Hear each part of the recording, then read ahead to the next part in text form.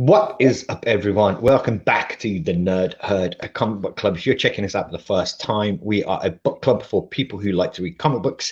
Every week, we'll take a different story arc or a collective volume, which we'll read along together. And then we'll gather by these live streams to share our thoughts, views, reviews, scores, all of that good stuff, and to record the podcast as well. So that's right. We're on all major available podcast networks.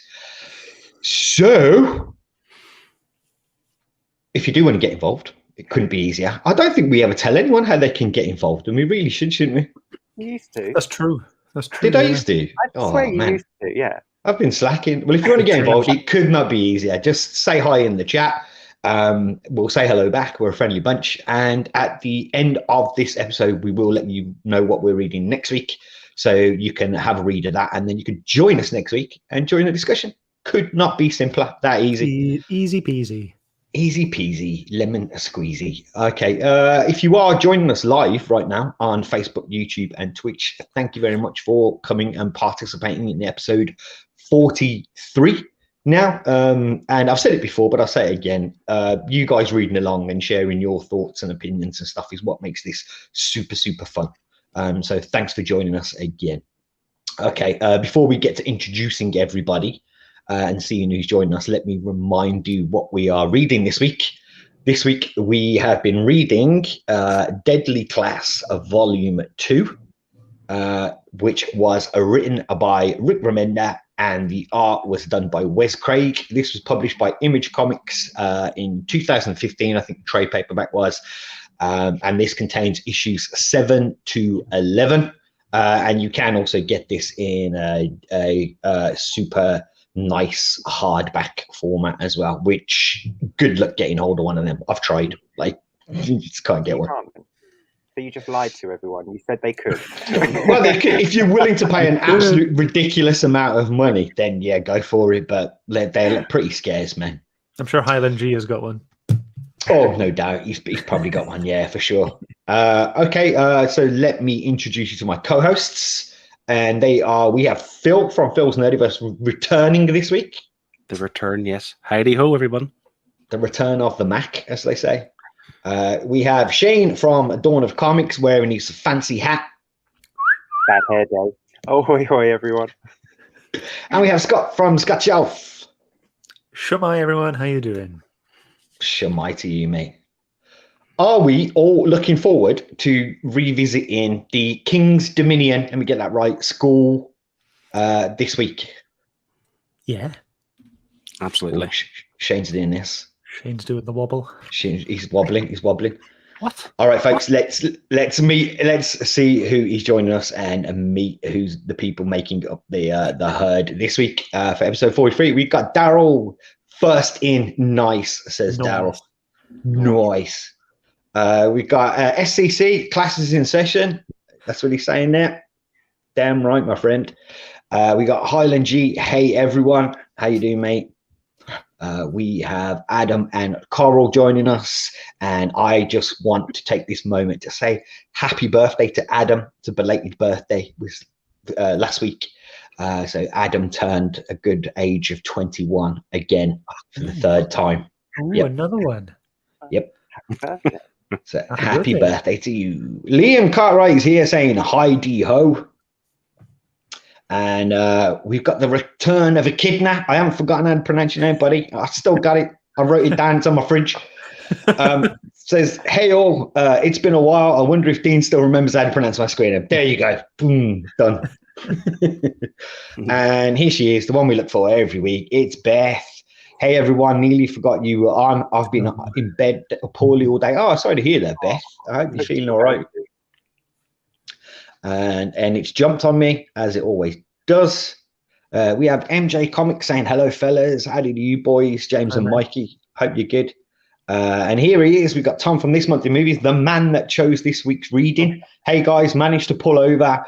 Hope you have a great show and enjoy the read. Hashtag Witchblade Redemption, he says. Nothing can redeem that book. And Highland G, I think he's saying, I have both the hardcovers. Nailed it. Hold it. Oh, yes. Well done, my friend.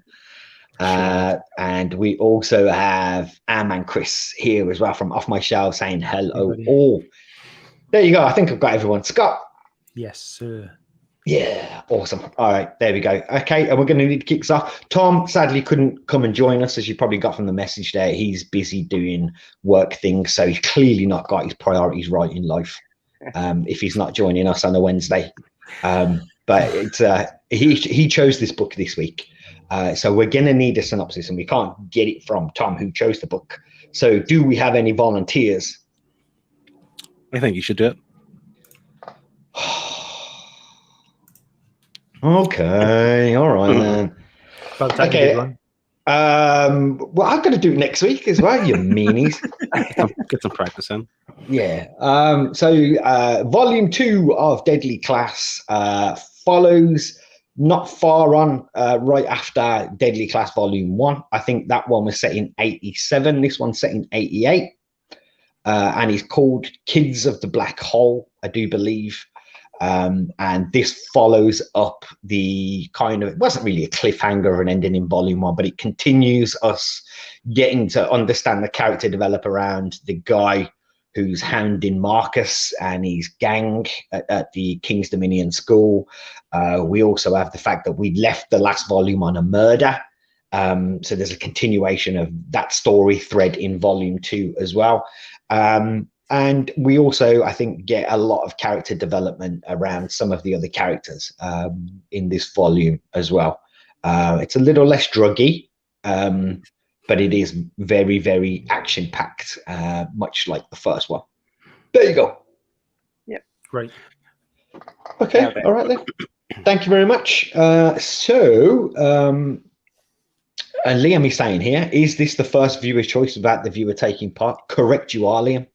10 points for paying attention. 10 points. They've been noted down. 10 nerd points. Whoa. What can you do with the nerd points? Absolutely nothing. They're just cool to have. And the PC for grading. All right then, folks, let's get this one started and underway. Phil, seeing as you was away last week, mate, do you want to go first and kick us off with the art? Yeah, certainly. I'm sure everyone's delighted that I'm back this week, so they want more of me. Of course they do. Yeah. Before we go, you went away. You went away. I was just absent for a week. Oh, sorry, I didn't notice. Oh, all right, okay. I heard you were crying. Anyway, before I move into the art, I just want to kind of make reference the first issue, or issue 7 of this book, because it was just so jam packed of an issue. I've written it all down. You mentioned it's less druggy, but this issue had cocaine, heroin, sex, murder, poo. It had depression. It had a romance kind of blooming is the right word. It just had so much in that first issue. It kind of blew me away. My kind of weekend. Yeah, yeah. But yeah, I just thought the first issue of this volume was just so much, but in such a good way. But the art, obviously, it's still very consistent from the first volume. One thing I maybe didn't appreciate with the first volume, which I did with this one, is the color. I think someone touched on it last time around, that the way the colors changed, it really done a good job at setting the scene. And one thing I really noticed is it's later on in the book when they're having the gun battle and the room's all lit up yellow and orange, and then they stop shooting and it goes all calm, a nice blue color. I just love the way the color changed throughout the book, just to completely set the scene that was made. And yeah, again, I didn't appreciate it in the first volume, but I loved it in this one. Yeah, I think it was more. I don't know whether they ramped it up or not from memory of reading this week, but it definitely seemed to have even more of an impact in volume 2 for me. Yeah, that's why I noticed it. Yeah, and I thought it was terrific. Before we move on, let's just check some of the comments. Sorry there, Scott. Let me just pause a second. We've got Jay Rails joining us as well. Hello to you. It says the background art reminds me of the Battle Royale movie. Yeah, it kind of is a little bit. I can see where you get that from. And Liam is questioning, was Phil here? And we got J7 Comics joining us as well. How did you, my friend? He says he loves the palette changes in this. Scott, you were going to say something? Yeah, to touch on the whole, color changing thing. I think it was the second issue in this volume was the whole flashback scene of him in the orphanage, and him building that little needle bomb, isn't it? But then like every 2 pages changed color. So you've got one that's like all yellow, and you've got like an orange, and then like a dark orange, and then a green, and a blue, and another orange, and stuff like that. And it was really cool how it kept like changing colors back and forth to really just represent what was going on and the mood. Can I ask a question? Just because you brought it up there, was it the needle bomb that did that to his face? It was, wasn't it? He was poisoned. Yeah, he was poisoned. Yeah. And It was probably a bit of both, I think. Yeah, it was when the explosion went off. Yeah, that's what I thought. Yeah, because he was on the floor, wasn't he? He was poisoned. He was on the floor, and then the needle bomb went. And yeah, okay. So but I wasn't sure. I was like, am I not getting something there? But yeah, I thought it was. Yeah, Just be dead. Yeah. I feel like I do appreciate the color change. I do appreciate the palette. But we saw all this in the first volume. I was kind of a little bit, I've seen this already. I wasn't as impressed as I was with the first, when we read it the first time, like the first volume, I was so impressed with the color changes for every page, and everything had its own tone. In this book, I was just like, yeah, I just expected it this time. So I don't know if I was spoiled because I've already read it, like the first volume. Wow. But I was just expecting the color to change, and it I'm did. I'm surprised there, mate, because I am the total opposite. I honestly felt the palette in this had more of a punch to it than the first one did for me. That's interesting, mate. Yeah, At least it's consistent. I think you may be more upset if it wasn't there. That's a good probably. point. But I was expecting it, so it wasn't anything spectacular for me because I'd seen it in the first volume. So it was just So something that. So you're saying it's just as good? Oh yeah, I'm not saying it's not. I'm not saying it's just as good. I'm just saying my brain just sort of turned off to the. Just turned off. Yeah, you got sort of overly familiar with it as going forward. Jason in the comments makes a good point as well. He says you can't beat the acid trip colors in the first volume, but I still really enjoyed the consistency.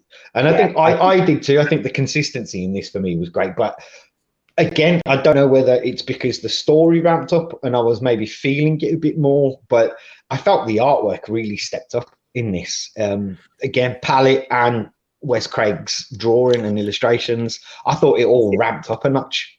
There is something like the drug thing in volume 1. Like there was no standout thing like that. Like when they got to Vegas and they were all high, that was just an amazing thing. That entire it was very clever the way they did that. Yeah, and there was nothing like that in this book. Unfortunately, there was no standout panel or page that did that.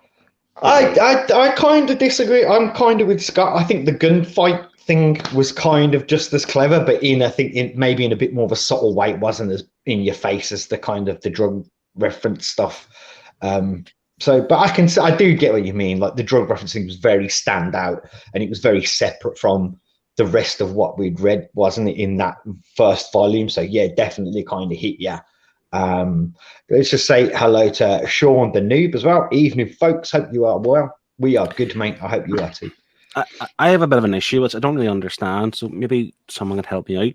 There was a lot of kind of scenes, particularly with like I don't know what the technical term is, but the hillbillies, and they were hitting whenever they wanted to hit somebody. It's like their skin on their fingers was like melted away. I don't know why it was drawn that purposely. Like, did anyone notice that? No, it's like I didn't notice that. I don't know if he was trying to get motion into the hand or something, or it just looked like they were like this, like their hands were melting. I noticed that with some of their facial features, right? Like that girl in the alley, you know, when it starts and she kind of collars that guy coming out of the clinic. Yeah.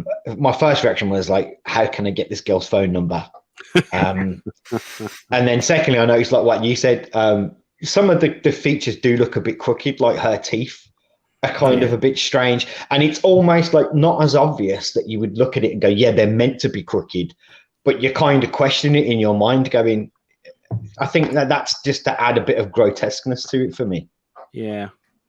No, I just thought some of the art was slightly odd, and even the guy who in the gun battle scene, whenever who was fighting the granny, was it Maria was fighting the granny in the bathroom? And Gran, and then she killed her, and then her grandson came in, and his face is almost like completely different, like human anatomy towards than everyone else. And it's just like, I get what they're trying to maybe kind of portray there, but it's just odd that like you can't have like normal facial features or something like that. I see where you're going, and I kind of don't think it's an invalid opinion, but for me, that kind of makes the style of the book for me. Like it's got its own thing going on. Yeah. Do you know what I mean? Like you just said odd, and that little odd quirk in it for me really helps set the tone of the book for me personally. Yeah, I'm not saying it's bad. It is just indifferent, I suppose. It's not like I hate it or anything. But I don't know if you'll be able to see this, but I found a panel of where if you look at the hand that punches the Gran, like see like the skin is melting or something from her index finger. Like I didn't understand what the purpose of that was. I think it is just movement. Well, one of them does have something wrong with her fingers, doesn't she? Because he asks her about it. He says, "What's up with your fingers?" She's like missing like those two fingers. Yeah. Yeah. Off my shelves here, he's saying that is one thing I think the art failed on was clarity of story, as the poison bombing of the Nutter was one of the many things that could have been better defined, even with a stylized art form. I think we're talking about the guy's face. And he also says, I guess he's referring to the hillbilly family there, and he's saying they look like the mutants from The Dark Knight Returns. And they do. I thought the exact same thing as well. Yeah, you're not wrong there. They do. You're very similar. Got a similar vibe. Yeah. All right. Should we get to doing those favorite pages then that we've picked, and if maybe those that haven't read along or haven't read Deadly Class, we can give them a little example of maybe what it looks like. Okay, so let's start off with.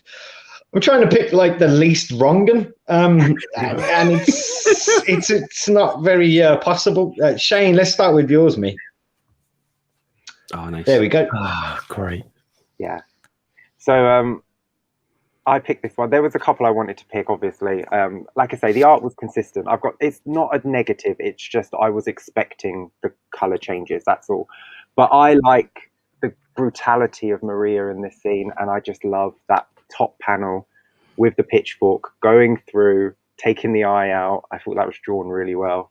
And just the brutality. Yeah, it's grotesque. Oh god, yeah. She finally snaps there, don't she? Well, she kind of realigns her, then she kind of realizes like she's all the worrying and anxiety. Yeah, she just realizes that it's not worth all of that stress and internal worry that she's had, and she just lets go, man. On that, is that the grandma? That is the grandma. Yeah, Gran. Yeah. Highland G saying the group's themes were very exaggerated stereotypes, and the characters play into that and their personalities too. I don't think you're wrong. I think we mentioned that in volume 1, didn't we? I found it less so in volume 2, but definitely kind of that hit home with volume 1 for me. Totally, completely. But again, when you're doing that kind of like Breakfast Club high school scenario, it's easy to do that storytelling, isn't it? To have like your jocks and your nerds and do you know what I mean? Like, but yeah, I totally get where you're coming from there. But Shane, this is great, and I love the colors in this as well. I love the colors on this page. All 3 of them. I almost picked this myself because see those like is it 6 kind of panels going across the middle, like if you were on the other end at Pitchfork, if you were still alive at this point, like how frightening with that face being with the mask and stuff, like it'd be absolutely terrifying. Yeah. I actually ran out of time, but I was going to do an Instagram post to let people know we were going live, and I found a Maria mask filter. So yeah, no, I'll save it for volume 3 when we do that one day. Echidna saying, I think the art and writing both work pretty hard to make the bad guys ugly and easy to hate because the good guys already kind of hard to like. That's a good point as well. Yeah, because they're not wholesome and nice kids, really, are they? So yeah, good point. Through the art showing different levels of grotesqueness. Yeah, it could be. The cool thing is that you actually do root for these kids, even though they are killers and children of their mums and dads, which are like deadly powerful people. You still root for these kids, and it's cool, like that. How they make us feel that way. And I think I agree with Echidna that that's probably spot on, to be honest, with how they make all the bad guys look pretty gross and a bit, Well, I think what you're doing there is you're setting that level of grotesqueness, aren't you? You might be saying, well, these guys are like here. It's almost kind of subtly done, isn't it? But these guys are worse because they look, But again, you shouldn't be so judgmental. No, you shouldn't that's judge a bit people on their looks. Yeah, man. Absolutely not. Especially when like this guy comes into it and he's like very, very intelligent. Oh yeah, he's almost like a prophet. Yeah. He was having like an epiphany or something, wasn't he? Like, but he just loves his gran. That's it. He was defending his gran. He went all biblical on people. He did, man. He was getting all kind of like he was preaching about the redneck way of life and stuff at that point. Man. All right, folks. Any more on this one? That's cool. Very good. Okay, then let's move on to Auntie Phil. Yeah, it's just this scene was almost kind of heartbreaking as well. Like the fact that this is Maria's father, who's he's stolen something from the kind of main. I don't know the kind of Spanish name of him, but the governor, if you want to call him that, like of the area, or whatever. And he stole something to kind of provide for his family. But this is what they do to people who steal from them to prove a point. And they've already killed his family, and there's his daughter Maria, clutching on to him, and he's hanging there. And it's all kind of like heartbreaking to see as well, and the fact that they take her away. And I guess the way it's kind of portrayed, like on the cross, because we've mentioned it's biblical throughout, and there's another kind of like image. He's on the cross here, things burning around him, and I just thought it was very sad. To be honest. I gotta say, I really enjoyed Maria's backstory. Like you just said, it is absolutely heartbreaking. And when you see her in Volume 1 and how she behaves, how kind of like bold and fearless she seems in Volume 1, you don't kind of expect this kind of backstory, And I thought that was really good how they put that in there. Yeah, it just kind of adds onto the kind of turmoil you see her going through in this book. She's depressed, she's upset, she's desperate, she's clingy and needy, and all this kind of stuff. And like you read, this is just a tiny bit of a backstory, obviously, but you kind of start to put two and two together, and you can see things you can understand. Yeah, totally. And I think that's clever how they do that slowly. But I find that in this book in general, like it's like they really took their time with the characters on this. Like they don't rush anything. I never felt like anything was all like, well, this person's like this because bam, there it is. Like it's a real slow burn of character development for me. And I love that. That's absolutely good, love that. Yeah, totally. But yeah, I did feel really bad for her at that point. I think that was it was a defining moment in this volume. I think that was. Sorry, Phil. Go on. I was just going to say the layout of it too. The fact that him on the cross takes up the whole page, and there's like 5 different panels there, kind of telling the story. That's great. SEC saying the structure of that page is done really well. Yeah, totally agrees with. And how they use, her dad on the cross to split up panels. So there's not actually 5. There's like 10 panels there. Whatever, and it's like it's really cool. Yeah, the top starts behind the panels, and then the bottom's actually in front of them. Like just little things. And it's covering his eyes. And I was like, is that intentional? It must have been. Yeah, that was the only thing that kind of bugged me about it. But then you're right. There must have been a reason for it. And I think because you see his tears in the bottom left corner. So maybe they wanted to kind of keep that for that one panel. Probably, and Liam is saying, love that page as well. We also have Fuzzy Dunlop joining us as well. Howdy to you, mate. I hope you are well this evening. And we've got a comment here from Chris, who I like the way he kind of like judges his friendships here. He says, I don't root for them, I'll be honest. There was not a single likable character, but the ones that push their friends into poo are the worst. I agree. that was a great scene in that book. That should be a rule for making friends in general. Yeah, don't push me on poo. We're good. I don't think they're his friends. They're his underlings, aren't they? He doesn't have. Yeah, I don't think aren't they family though as well? Because they keep calling themselves like uncle and cousin and stuff like that. Stolen bread, I suppose. Yeah, technically they're all family. Yeah, I think there's some weird stuff going on. And J7 agrees with you. Phil loves that page as well. All right, let's move on then, folks. Scott, do you want to go next, mate? There you go. You pick this one. I was absolutely buckled looking at this page. It was hilarious. Like the whole lead up to this, it was like the start of the fourth issue in this book, and it was like he was hungover. He just woken up from his sexy night with Saya, and he's running hungover. He's having a terrible time. He's throwing up on his way. He nearly gets run over, and he's late for his job. And he gets to his job, and he's trying to get through the day, and this kid is winding him up. And then he just goes, I'll get him back. I'll fart on him. And then he just lets loose and just follows through. It's not a fart. He follows through. And I was just in stitches. Like, this may not be the best page artistically, but this was like hilarious. And this was definitely a memorable one for me. Yeah. Well, I will say Marcus has ruined any chance of friendship with Chris from off my shelves right there. Yeah. I love the way that the words, like the word of that is drawn, all green and a bit messy, and it's just brilliant. Absolutely. We got a kid in here as well saying is a great sound effect. With that little boy, is like Marcus just shit himself on purpose, like that. Yeah. Oh dear. I was gone. It was brilliant. I loved it. I mean, I'm not one for this kind of humor, as most people will know. But I gotta say, I did like this, and it was that comment from that kid. I can't remember his name now, but it's that comment you just said there, where he's like, "You shit yourself," but he just added on purpose to it. Like, it just made it seem extra funny to me. Like, and I don't usually find this stuff funny, but yeah, I enjoyed this as well. It's because that kid as well had been pestering him all morning to get a drawing of Spider-Man or something. So he promised he would do it.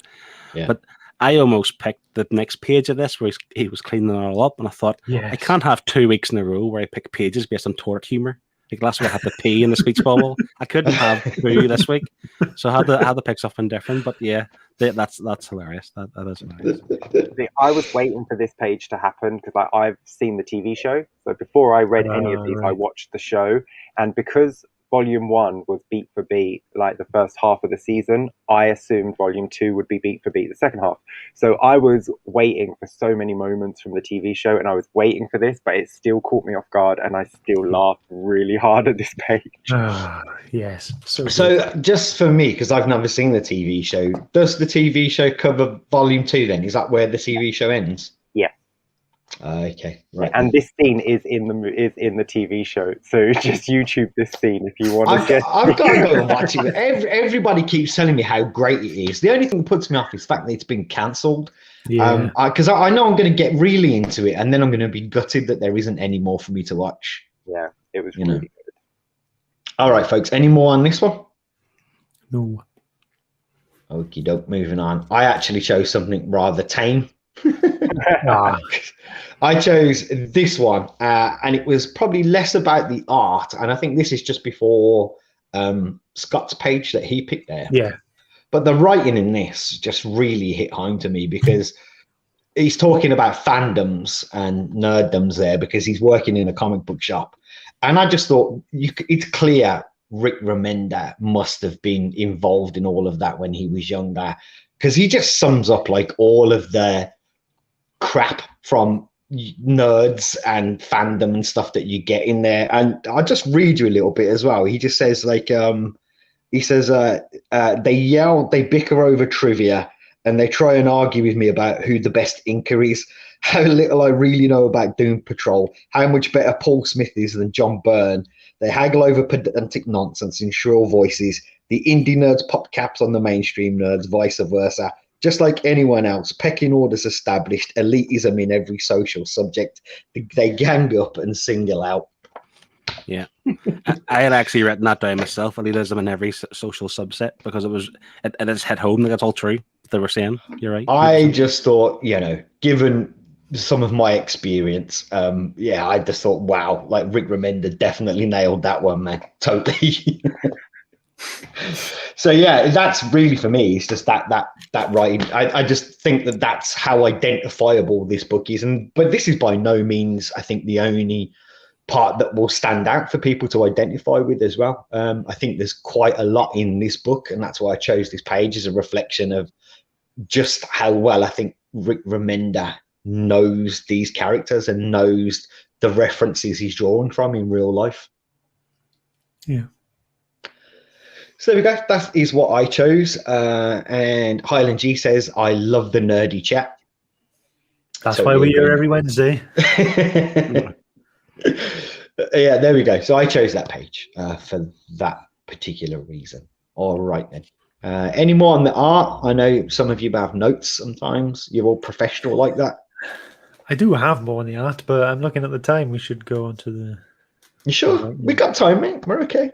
I just wanted to talk about the movements of the panels, like how they were, always like, some were bigger, smaller, left, right, yes, whatever. And it was just all really cool. Like whenever there was some sort of action scene, it would just kind of move like that. And like you'd have little panels and bigger panels, and it was just, everything was everywhere. Can I ask you guys a question? Because I know some people aren't a fan of it, but he almost had like margin notes, didn't he? Like where the narration was kind of thing going on. Did everyone like that, or did that irritate people? It was fine. I thought it was quite clever. I liked it. It's like the Dark Knight Returns, another reference to Dark Knight Returns that has that, doesn't it? Which is kind of margin down the sides of narration and stuff. But yeah, I didn't. I find it lazy writing. It's more tell, don't show, and this is a comic book, so you need to show, don't tell.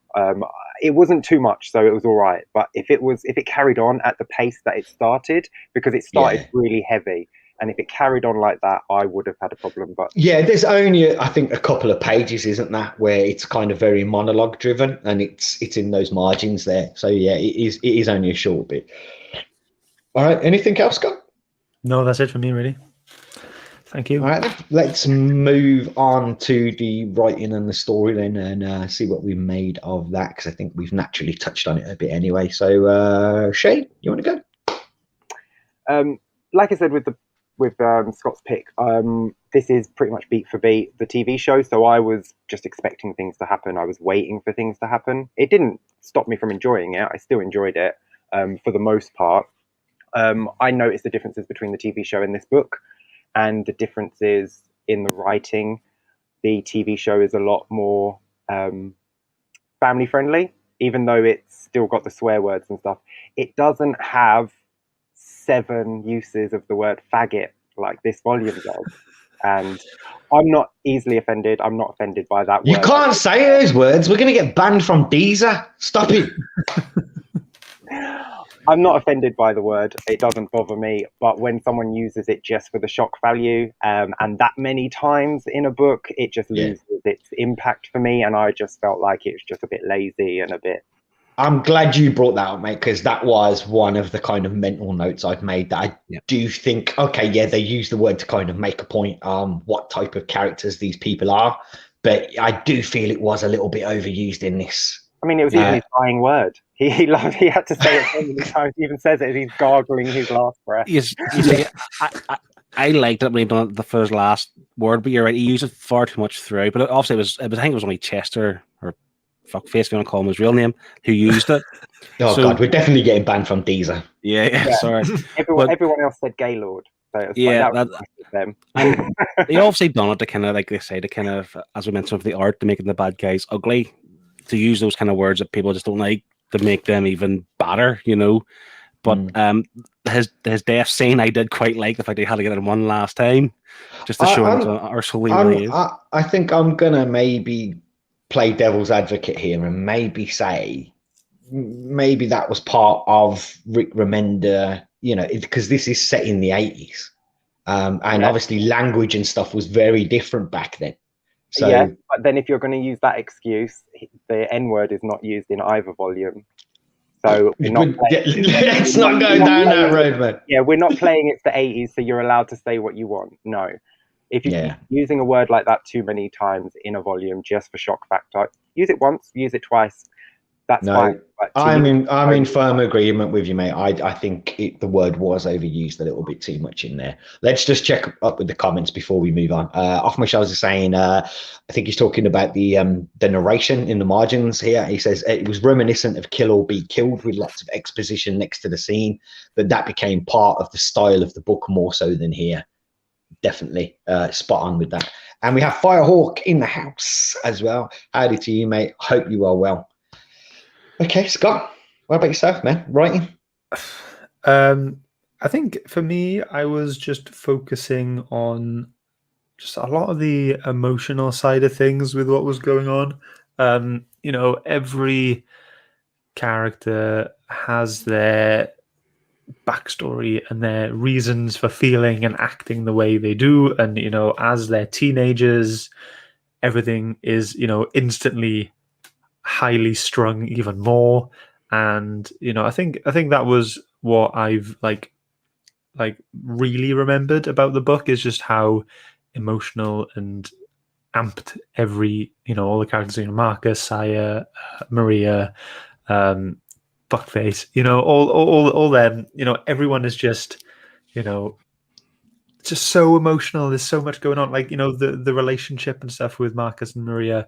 That is just that's just crazy. That was just a bit mental, where she tried to shoot him with an arrow that Saya caught, and it's just Yep.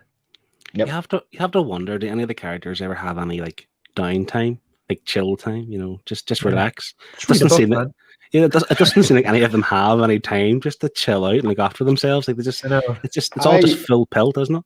I agree with Scott. I found in this book that it was far more emotionally charged than that first one, particularly around the characters, because I felt that's what made Volume 2 really good with the writing. Was I actually felt like I got to know some of these people a little bit through Maria's backstory and the relationships that they were having with him cheating with Saya, and I genuinely felt like we got to know a lot of people in this one, and I enjoyed that a lot with the writing because it was done so well.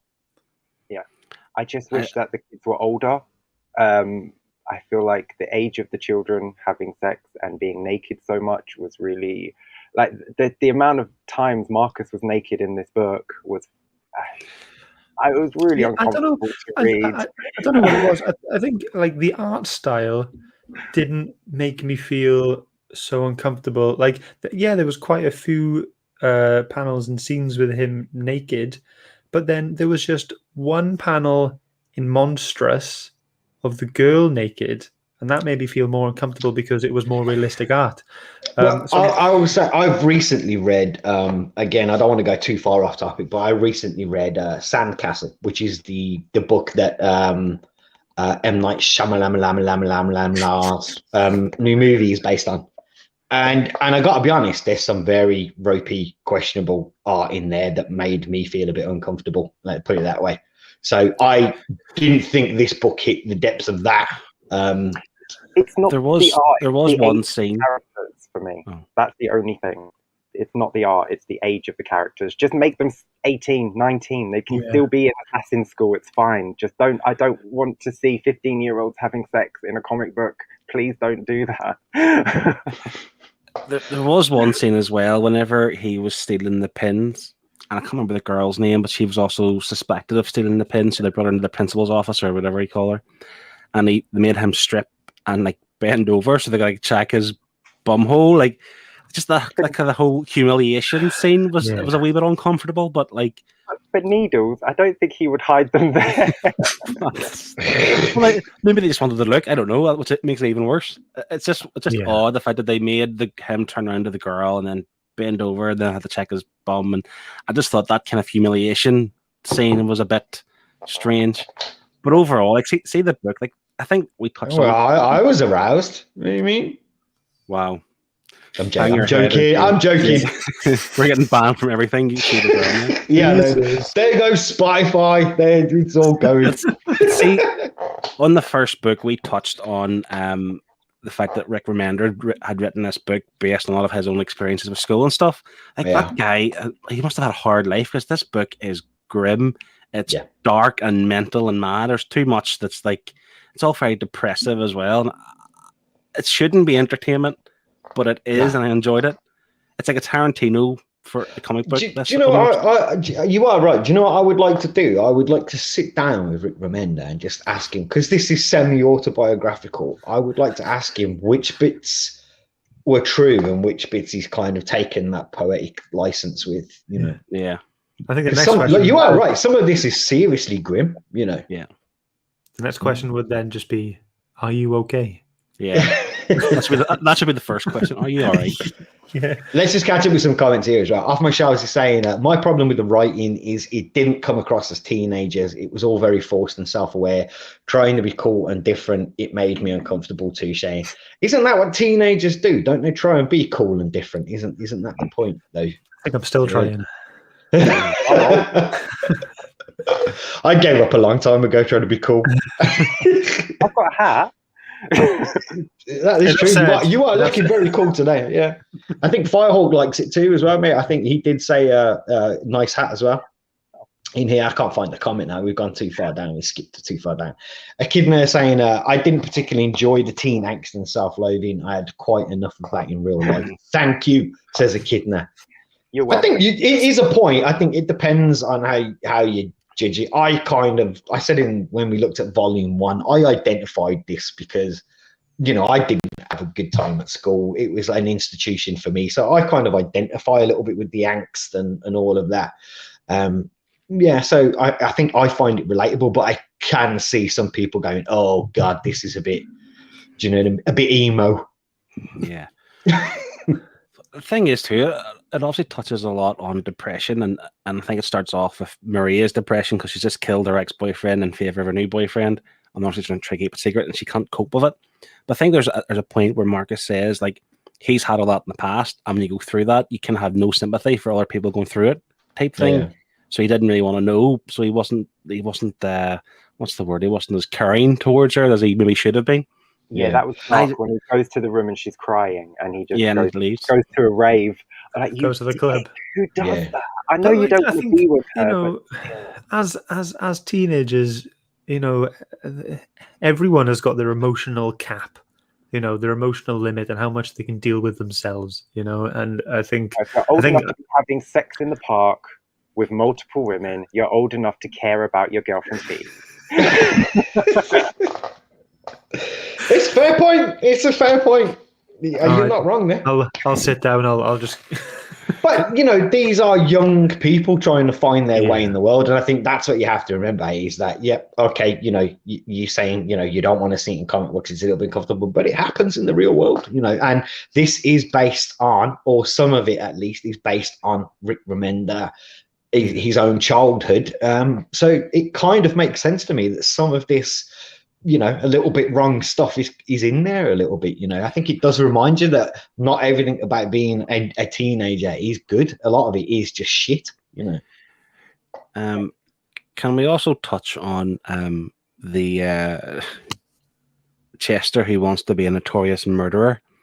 And so whenever he kills the first guy, or gets his gang to kill the first guy, like it was so dark and grim. They didn't just kill him; they kind of yeah, it was great. The fact that they played off his appendage while he was bleeding out his throat. It's just like the way they described that, the fact that he was able to ejaculate while he was bleeding out, like that was just so strange. Hey, come on, man! What a way to go! If you're gonna go, you might as well go out having a bit of a handy. You know what I mean? It's just the whole book is like, what's it called when you're killed while it's happening? Don't even know if there's a word for that, but maybe there should be. I'm not sure. It's just so straight. Like this shouldn't be entertainment in my point, because like if this was like a real notorious murderer, I'm sure they do exist. And this is based in LA, wasn't it? Am I right? This is LA, San Francisco, isn't it? San Francisco. Yeah. So it's just obviously these serial murders do happen, but the fact that they kind of just portrayed it so horrifically, like, you know, all the victims were posed masturbating when they were getting killed. It's just so grim. Like, it's just so grim. Oh yeah, and when they showed the photos of like that lady on the bus and stuff as well, it was all a bit, oh God, no, just stop, please, no more. And is it wrong? Echidna has nailed it right there with that comment. Bye Deezer, he says. It's the book's fault. We're talking about the book. We're not using these words or phrases. We're just wholly describing the book. We're just trying to be cool. Yeah. Yeah, I totally agree with you, Phil. Some of this was wrong, and I kind of, but that's the draw of it, though. That for me, That's what I was going to say. Yeah, it's no secret from episodes that we've done already. I like a bit of wrongness in my comic books. Like it's good for me. Like that's what I want to be entertained. You know what I mean? I want the wrong stuff. I want the right stuff. I want just as long as it's imaginative and it's emotionally charged, it's cool. Like I think it's good art for me. Highland G is saying they are going to school. They are going to school to learn to kill, and you draw the line at words and torture. That's another thing. Same problem as Volume 1. Not enough schooling.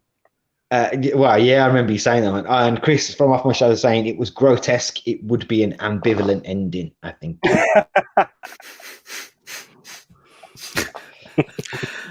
Dear. Ambidextrous ending. No, maybe not. I really enjoyed the whole scene, where they, devised a plan to break into Chester's house, and they made, they had like a blueprint panel, didn't they, of like the little cartoony drawings of like, right, you're going to go here, you're going to do this, you're going to do that, and then the whole scene after that, and you're seeing everything unfold. It was just very fun and very cool, and the little twist of even just the back door being reinforced steel, and just so like again, it just shows that like they have this lack of experience. Their plan sounded cool and it should have worked, but then it didn't work because they didn't think out these things, and they still have a lot more to learn, but they managed to get through it. Yeah, do you know what I really liked about that scene as well? The part where they hide in the fridge, because that genuinely fooled me. When the guy looks over, I'm like, well, where have they gone? And then they're inside the fridge. I'm like, yeah, I thought it was great. But that was an 80s fridge. There's no way they would have opened that from the inside. They would know just then. They struggled to open it, didn't they? That's why they kicked. So they kicked it. Oh yeah, he did kick the fridge. Yeah. All right, folks. Is there any more on the writing that you want to touch on very briefly so we can move on? I liked how the diary worked into this story. Like it was, it just dotted in here and there, but it's opened up some things. Marcus's little dorm room mate who knows about the diary handed it to the head teacher of the school, and so nothing has happened from that yet. So we've got that to see in the future what will happen from that. That was good to see in Volume 2 there, because I know when we read Volume 1, I think all four of us were really eager to find out what it was Marcus had actually done within his school, because we didn't know, did we? And in this, I don't think it disappointed. That was a real page turner as well, trying to find that. I think that was a moment I'd been waiting for in this. Yeah. Whenever the snitch, I forget his name, who passed on the diary to Master Lin, I thought it initially was Shabnam. Was that his name? That's the one. He's the one that come from one shits himself to avoid being beat up. Yeah, that's that one. He's his roommate. So he gave the diary and obviously something. They read something, but I thought it was going to be the whole Chico murder thing.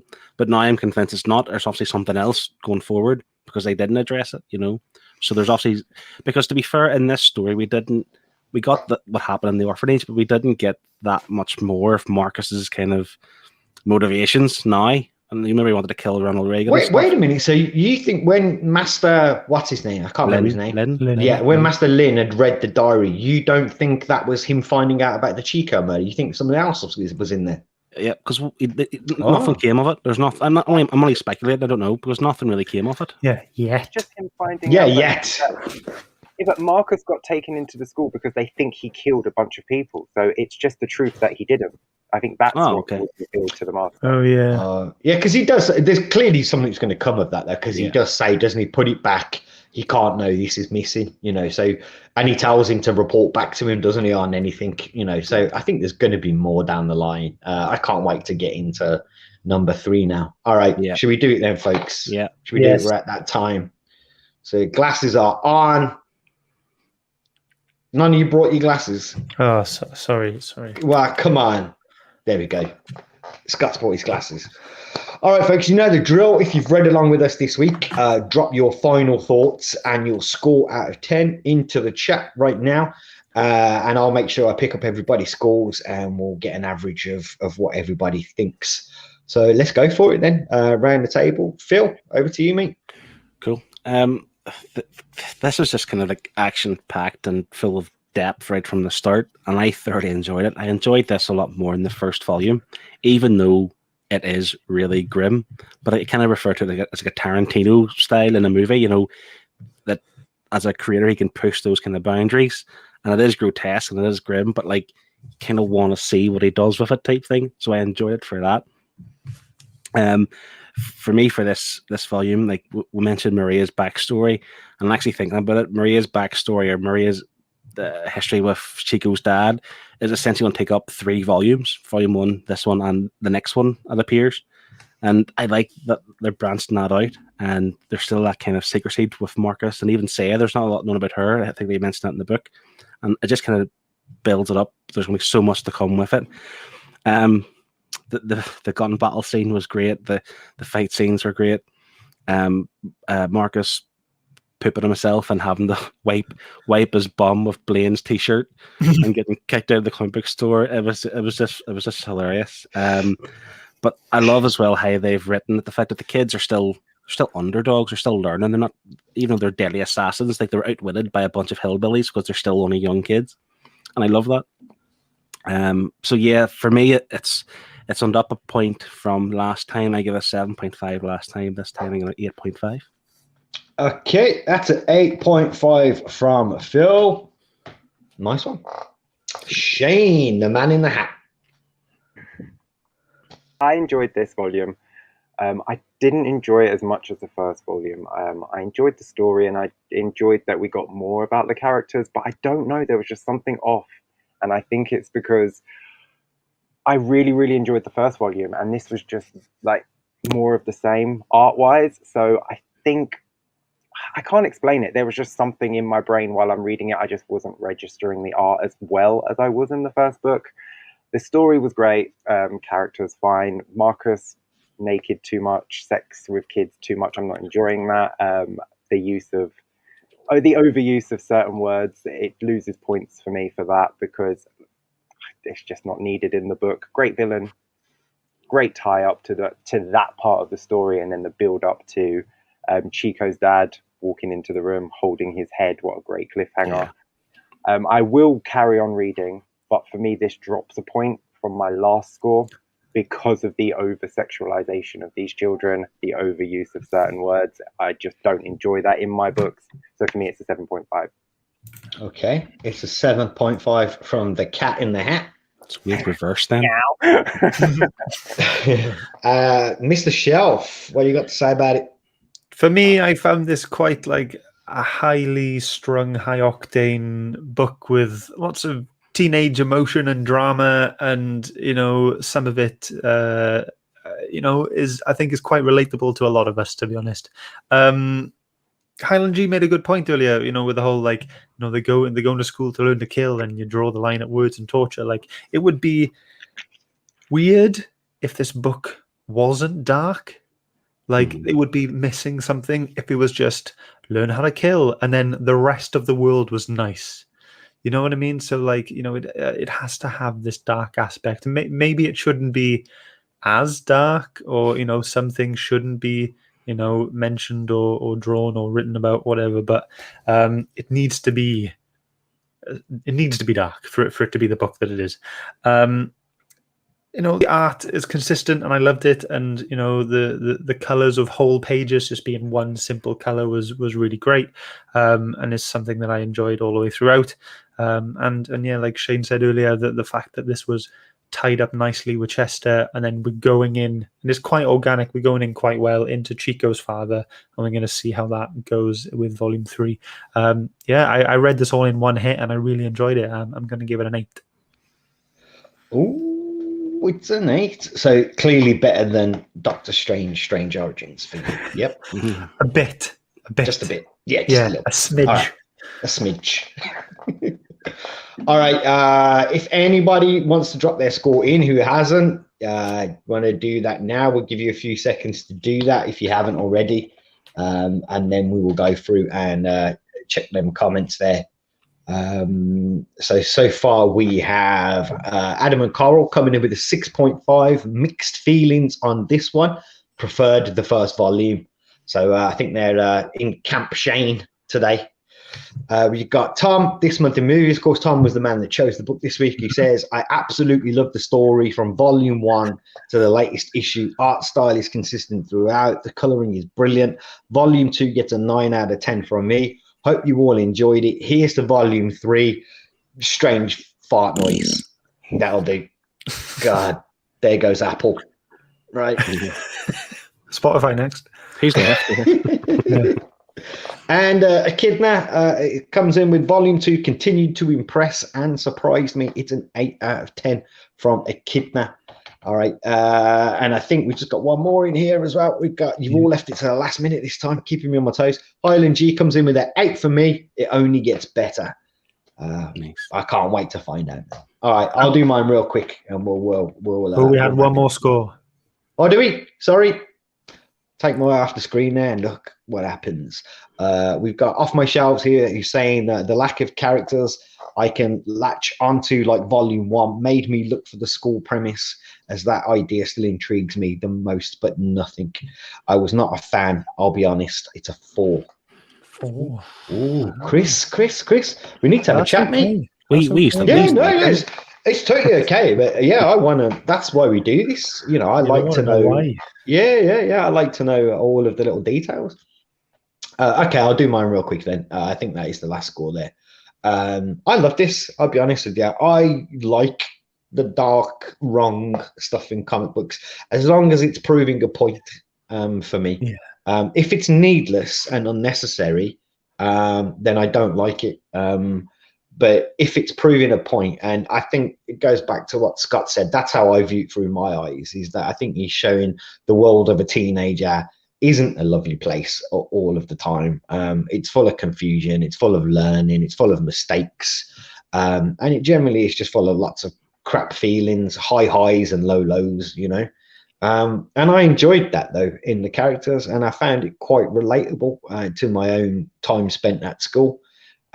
Again, I think the way that they developed the story on, I think the way that Rick Remender has continued to pull those threads of those stories that he started in volume 1 has been fantastic. The villain, I loved the development that we got from the villain. I'm kind of a little bit sad he's dead, because he was such a bloody good villain. Yeah. You know, I kind of wanted him to carry on. I was like, no, don't kill him yet. We're not done. But I'm sure that there's going to be another villain that is just as cool turning up, you know, and I'm guessing that's going to be Chico's dad now, isn't it, based on the cliffhanger that Shane was talking about there. But what really got me was the emotion in this. It was the connection between the characters. That's what sold this book, and it's what made everything seemed necessary, even the wrong stuff. All these people sharing this fun time, bad times, crazy times, was super effective for me reading it. Now, I think I gave volume 1 a 7.5. Looking back on it now, I do feel that should have been a little bit higher, but based on where it all fits for me, I'm giving this one a bump up. I'm doing a fill here, and I'm going to give this 8.5 as well, purely because this book, and we're only on volume 2, but this book has already becoming one of my top Image titles, I think, and I can't wait to read on. I think I'm going to go all the way on this one for me. I notice we have got another score in here as well. He's late to the party, but it's our man Liam, who says, if I recall, I wasn't impressed by the first one. This one was better. It's a 7. Nice. From Mr. Liam. Great. All right, so let's see where it all falls. We're running out of time here. So everybody participating in the read-along this week for Deadly Class Volume 2 has given this, on average, a 7.1. Nice. Yeah. Noise. I'll take And we have given this an 8.5, a 7.5, an 8, and an 8.5. That brings it in at an average of 8.1. So let's just see what it falls on the Nerd leaderboard. Maximum Carnage. Union Maximum Carnage. Let me get rid of that banner as well, folks, because it drives everybody up the wall. So this comes in 1 decimal point higher than volume 1. So this this is in 7th place, I think. Yep, joint with Planet Hulk. Nice. Wow. Okay. And how do we feel about that? We feel that that's deserved. I feel fine. It's around the right place. That's all right. Yeah. I definitely feel this is a better written volume for me. I understand like your concerns as well, Shane. I totally get why you've marked it down. Totally get that. But I felt the writing in this and the art was like a step up from volume 1 for me. We got into the meat and bones, didn't I? Really, that's more in the characters and stuff. So yeah, it is 0.1 better than the first volume. We've done enough talking about meat and bones in this episode. And there's Spotify. And that's the lock gone. There you go. All right, let's wrap it up then, folks. That's what we made of Deadly Class Volume 2 from Image in 2015. And next week, folks, we are going to be swatting up on some MCU goodness. And we're going to be reading The Eternals Volume 1 from 1976. So I think Volume 1 contains issues 1 to 11. So it's a bit of a longer read this week, but we're going to be doing that swatting up. We want to know what's coming in the MCU. And of course, this is some Jack Kirby, artwork and him on writing as well. So it's going to be shiny. All right, Shane? Shane? He's already read it. Shane, don't cry, Shane. Don't cry. We're sorry. All right. Yep. That's what we're doing next week then, folks. So come and join us next Wednesday if you want to read along The Eternals, and we can all have a bit of a discussion. And I'm sure that will spill over into a little bit of a chat about the movie, which bits we're going to maybe see turn up from the comic book and which bits we won't. So, yeah, look forward to that one, even though Shane's shaking his head. Let's move on. Yeah. I think it's the hat. The hat's just... Maybe he wasn't shaking his head. Maybe the hat was just wobbling around a little bit. Squashing his head. It's too tight. All right, come on. Let's wrap it up then. Let's go around. You can let people know what you got going on this week. Bill? Absolutely nothing. My channel may be dying a death, so we're not sure yet. But nothing upcoming. Nothing planned. Oh, my God. Goodbye, Phil's Nerdiverse. No. Oh, my God. Restore the Nerdiverse hashtag. Get that started. I'll do it. Yeah. All right, Shane, how about yourself, mate? I've got nothing coming up, but the latest quiz is up, and the viewer competition is still live. So if you want to pop over, check that out and enter the viewer competition, and you can win a prize. Do you want to tell people how they do that as well, mate? Just remind folks. You watch the quiz, and during the quiz, a Hulk word smash at the movies pops up on screen, and all you have to do is figure out the answer and send me a message on Instagram at Dawn of Comics, and you'll be entered into the live draw. There you go, folks. And if you want to find Shane's Instagram handle, it'll be in the description below. If you scroll down to the bottom, it's down there. At the bottom. I'm at the bottom, am I? No, everyone's at the bottom. Like, it's not right at the bottom. It's kind of just at the bottom. Bye. Shane, is that it from you, mate? Yeah, that's me. Scott, how about yourself? Comic Airwaves, baby, is back on this Saturday. It's going to be great. We've obviously working at it every day, working hard, night and day. We're prepping for it. It's going to be a really good one. No special guests, just the three of us having a great time. And Phil's special guest. Everyone involved as well. Obviously, we want as many people as we can to get there, so we can have a good, jolly time. So that'll be it. This Saturday at 8:30 in the PM of the GMT. And we will also be doing the auction on the 8th of August. So that's the week after. So save your pennies. Get your pennies ready. Do you want to remind people who you're doing the auction for this time? We are going to be supporting Pancreatic Cancer UK. There we go. Awesome. I've got some more books to send you as well, mate. They'll be in the post shortly. I just need to sort stuff out. I've got no problem. No rush. I'm literally in the process of selling off about 60% of my comic book collection. So I just need to go through it and sort out which bits I want to get rid of, which bits I don't, etc. I will. Is that you, Scott? Are you done there, yes, Scott? That's me all done. I'll wrap us up with a few shout outs and a few recommendations for people. Before we do, though, Chris here is saying, Phil, you were on his channel on Friday, so you have been productive, just like all you lovely nerds. I can't wait to have it. Yeah, and me as I know. Let's not say nothing because I don't know whether Chris wants us to say anything about it or not. So when he's ready, we'll say something for people. If he's not ready, we won't say nothing. Okay. We've already been banned from Spotify, Deezer, Apple. I don't want to be banned from Chris's channel as well. Like, let's stop. All right. Recommendations and shout outs. Let me get through this real quickly. First person I want to shout out is, I think we've shouted him out here before as well.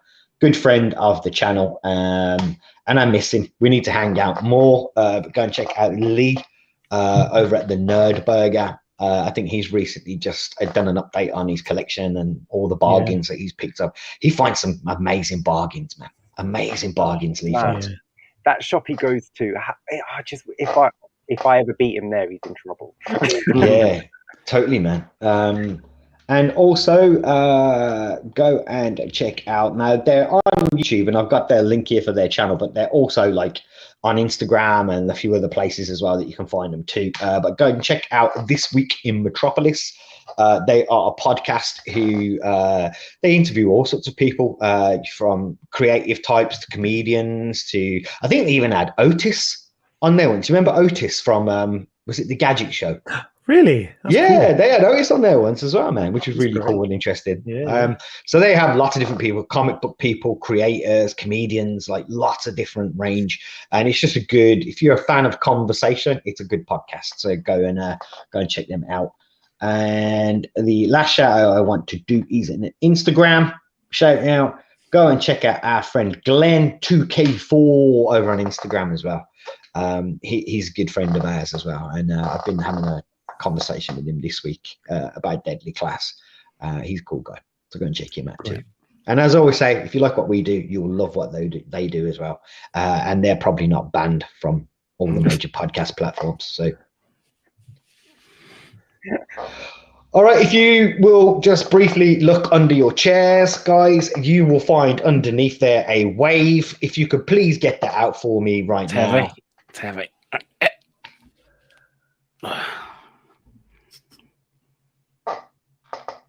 I'm just going to make you wave now. Like, just keep going. You know, it doesn't even matter. We're banned from everywhere now, so it doesn't even matter. Just wave. Just keep. Who cares, man? All right. See you next week, guys. Bye. Bye, everyone. Love you.